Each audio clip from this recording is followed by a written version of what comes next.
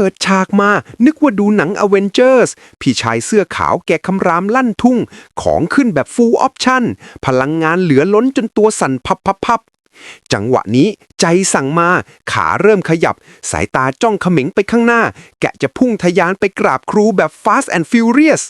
เอาแล้วครับพี่แกใส่เกียร์หมาพุ่งเหลาหลุดโค้งออกไปเต็มแรงชนเปรี้ยงเข้าให้ไอ้คนกันก็กันเต็มที่แต่พี่แกมาเหมือนรถบรรทุกเบรกแตกหงายท้องตึงขนกันนี่ลอยละลิ้วไปดาวอังคารสรุปงานนี้ของแรงไหมไม่รู้แต่แรงกระแทกนี่ของจริงครับพี่น้อง